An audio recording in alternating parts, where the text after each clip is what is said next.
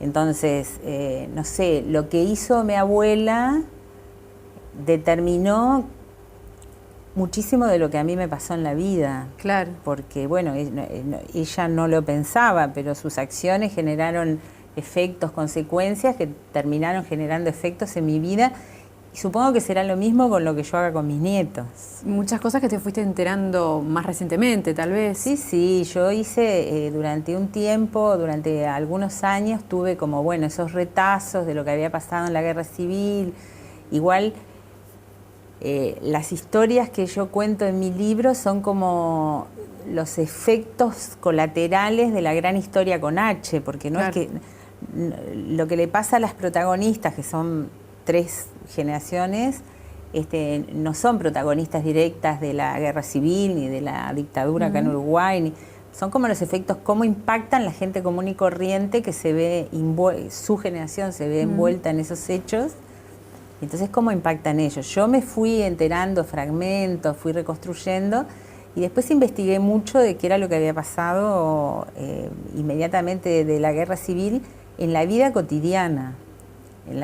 Yo sabía mucho lo que había pasado con los combatientes porque en mi familia hubo combatientes, incluso combatientes de los 2 lugares, porque hubo tíos que se fueron a defender a la República, se alistaron con las tropas de la República, pero hubo otros a los cuales las tropas nacionalistas los reclutaron a la fuerza. O sea, toda esa parte, digamos, de la guerra civil yo como contradictoria, ¿no? A veces es como que hay cosas que no se entienden tanto, son complejas. Claro. Y es difícil a veces preguntarse qué pasaba, qué sentían, cuál era la psicología, cómo miraban el mundo. En esos años donde los prejuicios, España era un país ultracatólico, de un catolicismo tremendamente conservador, la sexualidad era casi peor casi peor que ser republicano, ¿no? Fíjate que el decreto que firmó Franco permitía sacarle los hijos a las mujeres republicanas, que se supone que los iban a educar en una ideología que ellos rechazaban, pero también a las madres solteras. Claro. O sea, que en realidad el pecado de tener un hijo soltera era casi peor que ser republicano.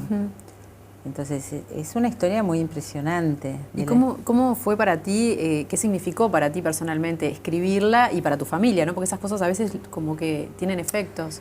Bueno, mi familia, no sé, a mi madre le gustó mucho. Supongo que tiene algo de sanador, en el sentido de que uno se empieza a preguntar cosas. Yo me preguntaba, siendo más chica, me preguntaba cómo había sido posible tanta maldad.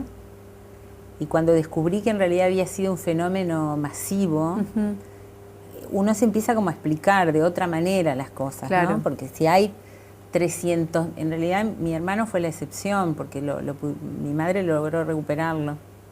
Pero si hay 300.000 niños desaparecidos, es tremendo como fenómeno, ¿no? Entonces es como que uno logra de alguna manera poner en contexto y logra explicarse algunas cosas. Y sobre todo me parece que lo importante es como poner en palabras eso que no sea. El libro se llama El silencio, porque son como capas de silencio que generación a generación se van acumulando. Entonces poner en palabras también es sanador para las generaciones que vienen. Claro. No sé, mis nietos leerán ese libro cuando tengan edad y seguramente entenderán los porqué de muchas cosas de su familia, así como no, yo entendí cosas cuando empecé a investigar qué había pasado en España. Sí, sí. Bueno, y un tema también importante en el libro es el tema de la emigración, ¿no? El irse, después volver, porque una generación va, pero 2 después vuelve. Total, y no solo eso, sino está la generación que viene buscando en América digamos, o una solución económica, o paz, o una posibilidad de vida. Después está la generación que se va en la época de la dictadura y que como efecto de esa migración nace una generación que yo te decía que es la generación de los hijos del exilio, que son jóvenes que tienen grandes problemas de identidad, más allá de que no se hable mucho de eso, y es otro de los temas de los que no se habla, porque son de doble cultura, a veces son hijos de parejas mixtas, de uruguayo o uruguaya casado con un extranjero. Entonces, esos niños nacieron en el exterior, son del país donde nacieron, pero también son uruguayos. Y si además su madre es de otro país o su padre son de un tercer país, muchos de ellos son trilingües naturalmente, pero tienen un problema de identidad. Y es otro de los y eso también es un efecto colateral de lo que pasó, porque ellos no fueron protagonistas ni de la dictadura, ni, ¿no? Pero fueron como, es el efecto colateral de lo que pasó en ese país que hubiese sido el suyo, pero que en realidad expulsó a sus padres y que entonces ellos se vieron obligados a nacer, por así decirlo, en otros países. Sobre eso tampoco hablamos mucho. Para mí es una generación con la que tenemos deuda. Bueno, justo ahora está esta película, Tus padres volverán, ¿no? Que viene el avión con todos estos niños a conocer el país. ¿La viste? No, todavía no la vi, pero yo estaba en Europa cuando se organizó el viaje de los niños uruguayos. Yo creo que mi hijo tenía en ese momento, no sé, 8, 9 años, algo así. Pero bueno, él venía. Capaz que le haría bien ver la película porque... No, seguramente la va a ver. Pero él era uno de los niños que venía con regularidad. Él venía casi todos los años porque tenía a su padre acá. Entonces no formaba parte de ese grupo de niños que nunca habían venido. Claro. Pero bueno, ahí tenés todo otro capítulo de esa generación que tiene una doble cultura, que bueno, que siente un deber de lealtad hacia el Uruguay. Así como yo me doy cuenta que yo tengo una relación como muy particular con las historias que me contaban de España y con mi origen, yo soy española también de nacionalidad, uno siente como que es su país, pero no entiende muy bien por qué, porque ¿por qué sería mi país? Porque, claro. Bueno, a ellos les pasa lo mismo.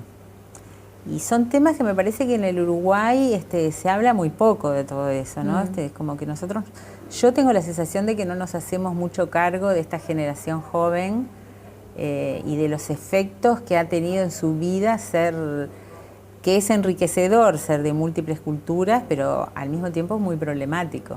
¿Y cómo te parece que habría que hacerse cargo?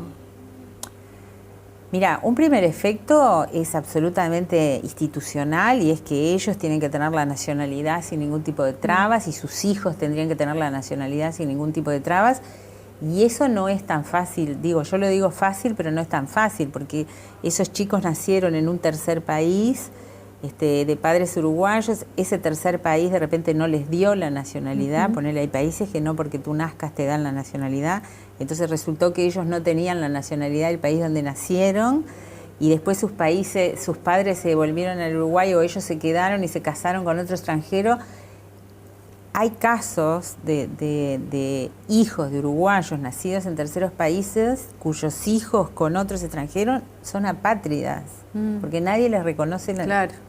¿no? Porque no nacieron en Uruguay, no son uruguayos, no sé, Venezuela no les da nacionalidad, Francia no te da la nacionalidad por estar en el territorio, o sea, son pocos los países que te dan la nacionalidad por haber nacido en el territorio. Claro. Entonces, eso genera toda una serie de problemas que nosotros, me parece que no... Hace poco, muy poco, Argentina, un juez de la justicia decretó que los niños que se vieron obligados a nacer en el extranjero por la represión de la que fueron víctimas sus padres, también tienen que ser resarcidos por haber nacido fuera de su tierra, por haberse visto obligados a ser apátridas.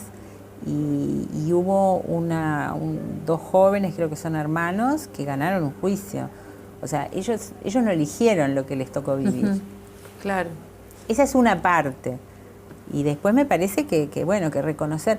A las familias le cuesta mucho, por ejemplo, aceptar de que nuestros jóvenes se quieren ir.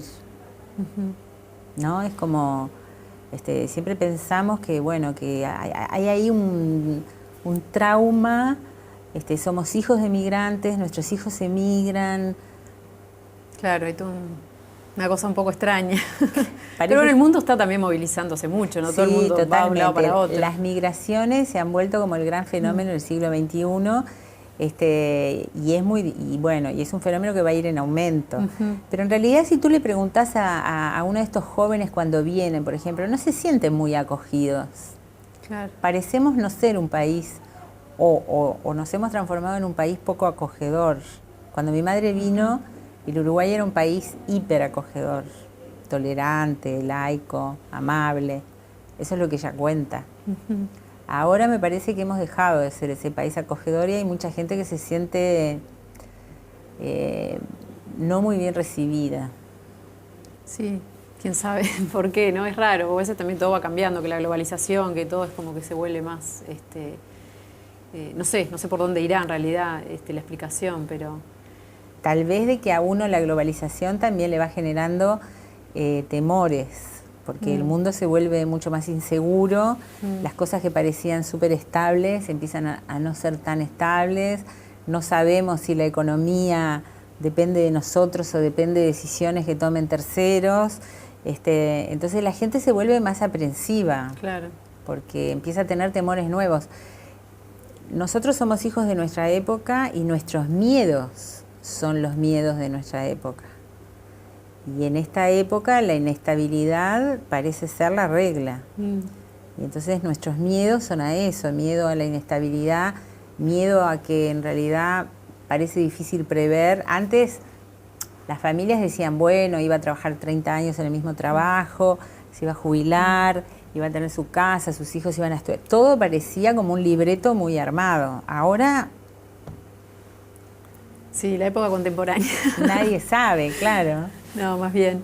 Bueno, María, muchísimas gracias por contarnos cómo se fue armando todo este libro y bueno, mucha suerte con las ventas. Muchas gracias que lo puedan a leer. ustedes y feliz cumpleaños. Ay, muchas gracias.